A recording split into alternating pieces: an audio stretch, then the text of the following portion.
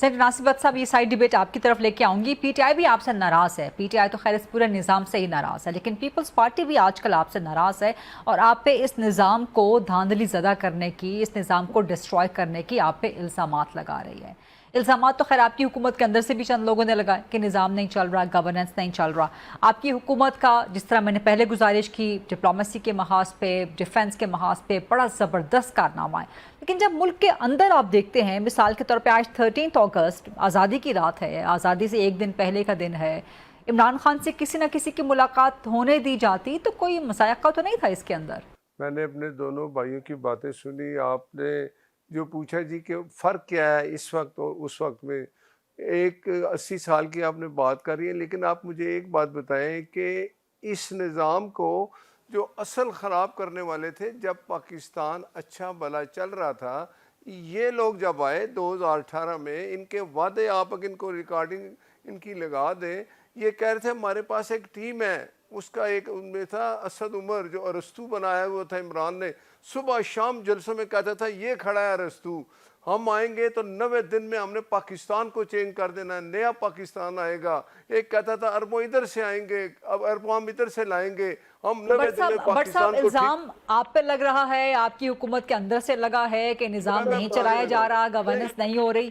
لیکن آپ پچھلی حکومت پہ الزام لگا رہے ہیں. آپ کو بھی تو کم نہیں از نہیں کم، میں آپ کے وزیر اعظم کو کم از کم 4 سال ہو گئے نا سر. نہیں دیکھیں نا، میں ایک بات بتاؤں کہ اس نظام جو چل رہا تھا، جس کو ایک پرائم منسٹر، جس کو عوام نے ووٹ دیا تھا، انہوں نے ساتھ سپریم کورٹ کے وہ ثاقب نثار ایسے جج ملا کے نواز شریف کو انہوں نے نیل کر دیا، ڈسکوالیفائی کر دیا. ایک پاناما کیس کا ڈرامہ کیا، کچھ نہیں ملا. کہا جی آپ نے بیٹے سے تنخواہ نہیں لی جو بنتی تھی، اس لیے آپ ڈسکوالیفائی ہیں. تو اس وقت سے ان لوگوں نے جو 3 سال میں پاکستان کا حال کیا وہ آپ کے سامنے ہے. مجھے بتائیں سفارتی لحاظ سے یہ ہمیں کس جگہ چھوڑ کے چلے گئے؟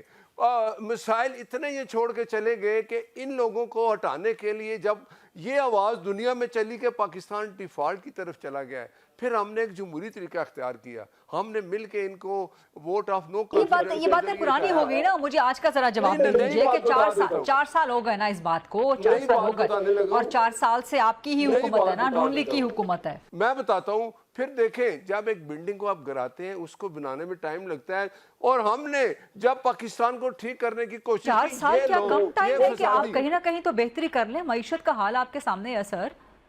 دیکھیں آپ مجھے ہر بتائیں، ابھی دوسرے آپ نے دن کسی نہ بات کی کسی اینٹی نے، کسی نہ کسی گروہ نے ہڑتال کی ہوتی ہے، کسی نہ کسی معاشی گروہ نے ہڑتال کی ہوتی ہے.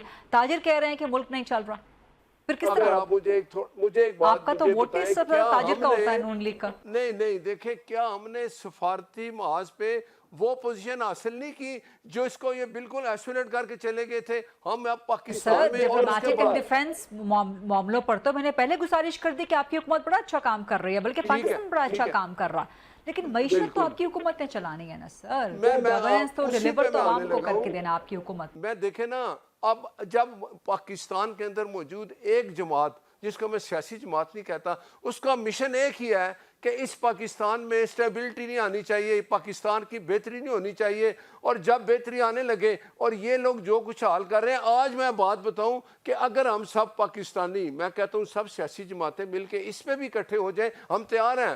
پرائم منسٹر صاحب ہر دفعہ اس اپوزیشن کو بلاتے ہیں، آئیں بیٹھیں بات کریں.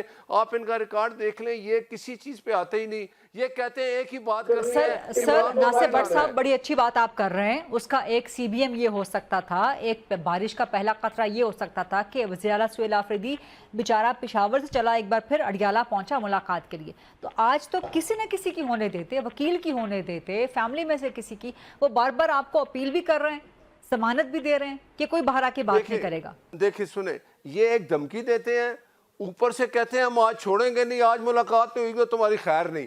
آپ مجھے بتائیں، جو بندہ ملاقات کرنے جاتا ہے اس کا طریقہ کار یہ ہوتا ہے؟ وہ ساتھ جتھے لاتا ہے، وہ ساتھ لوگ لے کے آتا ہے کہ نہیں ملاقات کرائی تو جیل توڑیں گے، نہیں ملاقات کرائی تو یہاں سے اٹھیں گے نہیں. یہ کہاں ہوتا ہے؟ اگر یہ عدالت میں جاتے ہیں تو عدالت ان کو کہتی ہے 3 بندے 4 بندے جا کے ملیں. یہ پورے جتھے لے کے جاتے ہیں، یہ ملاقات کے لیے جاتے ہی نہیں. یہ وہاں صرف یہی کام کرنے جاتے ہیں جو یہ کر رہے ہیں، اس کے علاوہ آپس میں ایک نہیں ہے. کل وہ سلمان رکن راجہ کیا کہہ رہا تھا؟ وہ ایک، آپ نے آئیڈیو دیکھی ایک سینیٹر کے ساتھ وہ کیا باتیں کر رہے ہیں؟ یہ ان کا یہی طریقہ ہے. ان کا کوئی مشن نہیں کہ وہ جو اندر بیٹھا ہے اس کو باہر لائیں یا عدالت میں جا کے اس کی بے گناہی ثابت کریں. نو, ان کا مشن یہی ہے کہ ہم انجوائے کرتے رہیں اور وہ اندر ہی رہے.